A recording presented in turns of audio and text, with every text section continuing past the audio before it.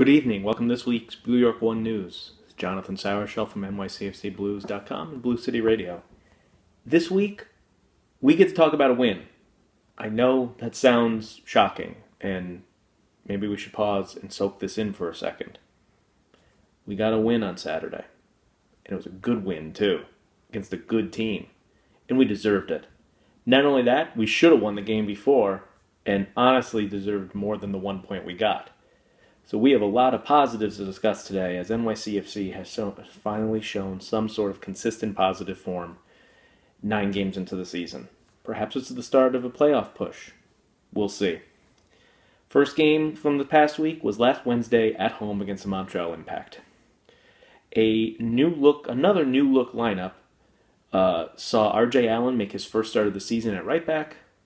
A midfield three of Andrea Pirlo, Federico Bravo, and Mikey Lopez. Tommy McNamara moved up front to the left side, flanking David Villa with Kyrie Shelton on the right. And let me tell you, they looked okay. Wasn't great, but they looked better. They held Montreal to only 7 shots total, which is saying something, because Montreal coming in really hot. They had P.O.V, Didier Drogba started. They looked dangerous, and we really shut them down. Second half, R.J. Allen manages to pick up the only goal of the game for NYCFC and his first career MLS goal. Congratulations to R.J. Allen. Congratulations enough, in fact, that I'm wearing my R.J. Allen jersey tonight. Unfortunately, he then got taken out by a bad tackle and had to leave the game with a swollen ankle, and we're still awaiting confirmation on what exactly that injury is. He was walking off, so hopefully it's nothing broken, but we'll know probably tomorrow a little bit more information on his status. NYCFC was able to hold the lead into stoppage time, and then Montreal had a corner kick. And Ethan White, who was in for R.J. Allen, interestingly enough, not Anderer who came in at right back, lost his man on a corner, and they were able to head it by Josh Saunders near post. 1-1 was the final. Fans were very angry, but ultimately, there was a lot of positives to take from that game. And going into the Vancouver game on the weekend, there was some hope that, they could take those things, build upon them, create another good result. And that they did. Saturday at Yankee Stadium, on a nice afternoon, they put out the same lineup other than Ethan White in for the injured R.J. Allen, which was interesting because, again, not Anderer who was on the bench. It started off terribly, though. 40 seconds in, Matarrita plays a back pass to Josh Saunders, who's closed out by a Vancouver player. He takes a touch, tries to clear it. It deflects off a Vancouver player and right into the path of Octavio Rivero, who's able to put it away easily for a 1-0 lead 40 seconds in. It was terrible. Literally clown cars. And the growing chorus of people frustrated with Josh Saunders and the way in which he plays, especially with the ball at his feet, grew very, very vocal. From that point on, they actually gave Josh Saunders plenty of Bronx cheers when he did handle the ball correctly. But NYCFC immediately looked like the better team. They look a lot more comfortable in the final third, with the front three of McNamara, Shelton, and Villa actually looking much more in sync than any front three we've seen. Shelton had a strong game. McNamara is always looking to get into the box, and Villa was able to create space.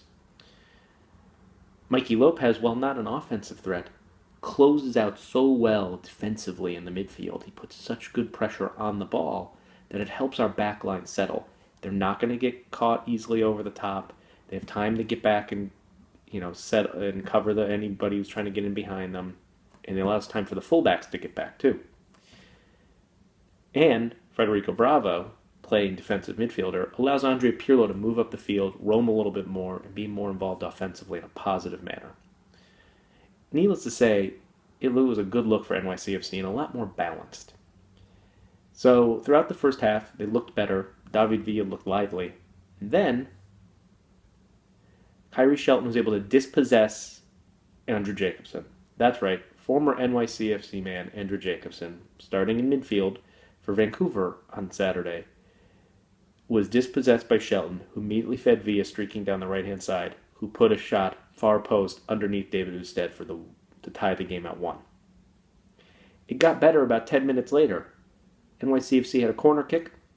Andre Pirlo's corner found David Villa on the far post after he'd gotten open after a nifty piece of, how should I put this, screening by Frederick Brilliant, who took away 2 men, and Villa was able to put it away with a gorgeous scissor kick goal. 2-1 NYCFC. It looked fantastic. We were deserved to be up 2-1. We're up going into the half. They're attacking the supporters' end in the second half. And they looked pretty strong to start. Unfortunately, Ethan White committed a penalty on Kudemana, and they were able to put it away. Now, the interesting part about this penalty was the penalty didn't go in. Josh Saunders actually saved it. Unfortunately, he could not control the rebound, and they were able to put in the rebound immediately to tie the game at 2.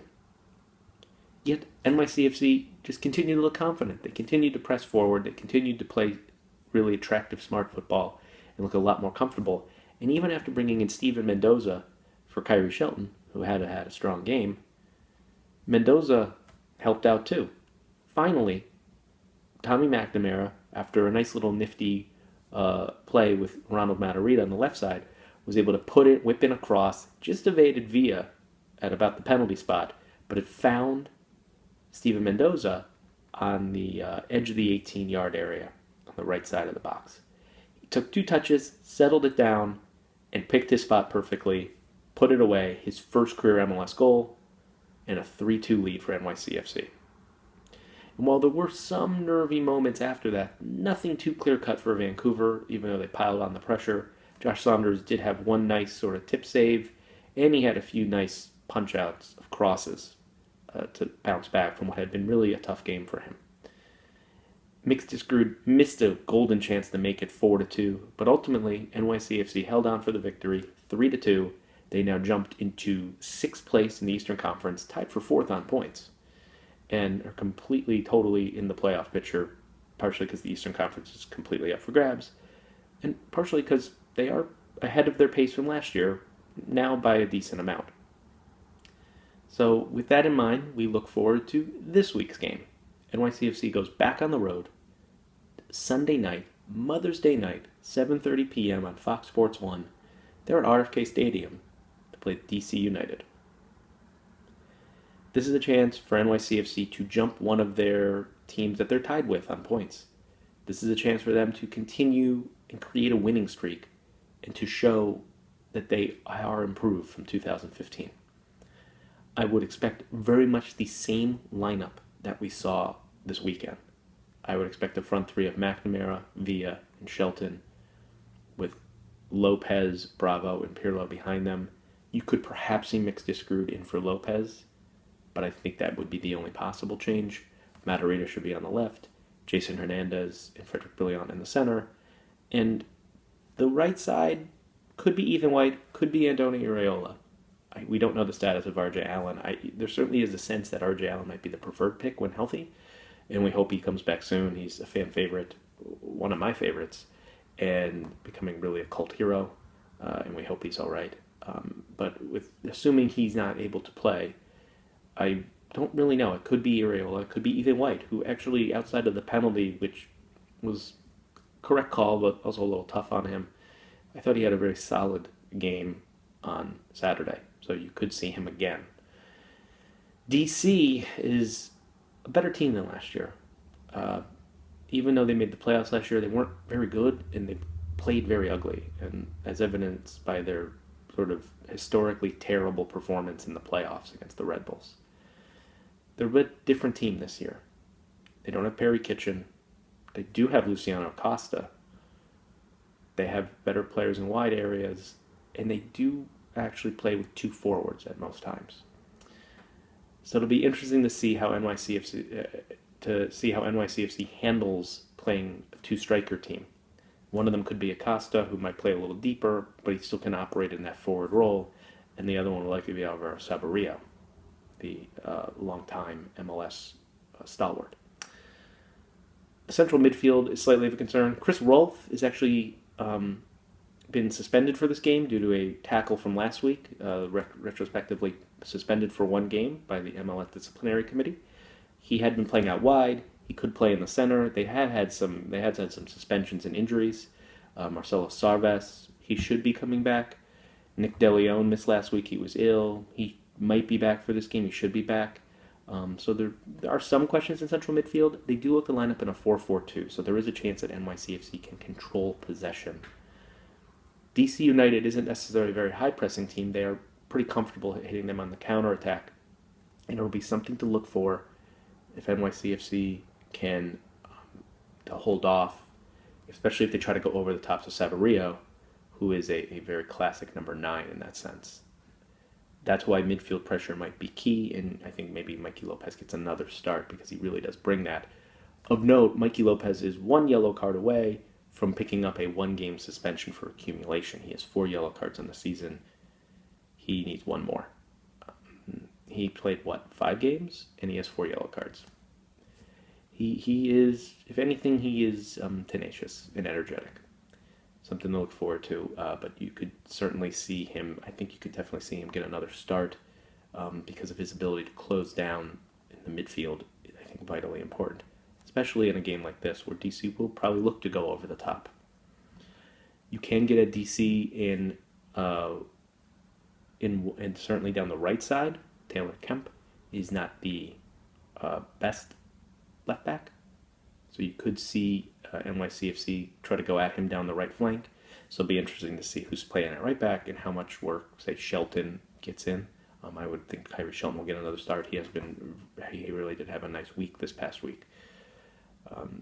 It's an interesting game. DC is averaging a lot more shots per game than they did last year. They're not nearly as dire of a team to watch. It's less Benny ball than it's been. However, they still have had a solid defense. Part of it is, though, they don't really allow a lot of shots. And they're on their third-string goalkeeper. And while he's played well, he's only facing about 2 saves a game. So there's some question marks about how he'd face under a lot of pressure. So really it'll be up to NYCFC to really put Wara under pressure and force him to make saves. There's a chance that he maybe just isn't up to the challenge. We really don't know yet, and it is a question mark. And while DC will be comfortable to hit you on the counterattack, they aren't really one to press. So it's possible that Josh Saunders, if he does start, and there is a growing chorus for Eric Johansson, but assuming Josh Saunders starts, will DC be able to put him under pressure when he has the ball at his feet? Those are things to watch out for. I think this is a potential good game for NYCFC. While DC will look to play in the counterattack, and that could hurt us, if we have the right midfield in place, specifically Bravo, and then somebody else who will be able to close out and put on-ball pressure, and that's why I think it could be Lopez again, we really can really limit those counter-attacking opportunities. Saborio is a big physical player, but Hernandez and Frederick Brillant do not shy away from physical battle, so hopefully, the expectation is they can sort of stick with him on that one. The real concern would be more of a speed player, and it'll be interesting to see if Acosta does start, and if his sort of it's more skilled, tricky play can affect our back line. I think that DC has a decent shot. I think NYCFC has a decent shot. In some ways, these teams are at sort of a similar level. They do things differently, but they're at a similar level. With that in mind, predictions, as proved by my ones last week, don't mean much. I'm going to say a draw. It's a game I kind of feel going one of multiple ways, so I'm just going to hedge and split it down the middle and say they draw. I think NYCFC is starting to look better. They're looking more comfortable with Patrick Vieira's systems, and that's really, really helpful for them. And I think that's something that you'll see improve more as the year goes on as well. That's not something that's going to get worse. It's only going to get better, and I think you've seen that the last couple of games as they're starting to be a comfort zone for these players. So with that in mind, I think they grab a draw. They grab another point on the road, which is never really a bad thing, and continue some positive momentum into their next string of games. Some other quick notes. Some of the provisional rosters have been submitted for the Copa America 2016, held in the United States this year. It has affected NYCFC in some ways. While these are preliminary rosters and are not the final rosters, so some of these players might not make the final roster, Mix Diskerud did make the 40-man preliminary roster for the United States, and Ronald Matarrita has made the preliminary roster for Costa Rica. Once the final rosters are announced closer to the tournament start at the end of this month, we'll let you know who's going to be missing and potentially for how long. While there is going to be a 2-week break at the beginning of the group stages for the Copa America for MLS, if any one of those, if they happen to be on the team and their nation gets through the knockout rounds, they could have missed some games, and there is a potential for missing a game at the beginning, depending on when they leave to join their national teams. But we'll keep you updated on that as the news comes out. And with that in mind, we're done for this week's Blue York One News. We have a win to celebrate. Yeah, it might have been because I was there wearing the Hypno jersey. You should wear yours. I think that might be the key. Just give it a shot. And we have another game to look forward to. Sunday night, 7:30 p.m., Fox Sports 1. And happy Mother's Day to all of the mothers out there, every single one of you. You do way more than I do. And, you're all fantastic. So happy Mother's Day. Enjoy the game. Good luck, New York. And I'll see you next week.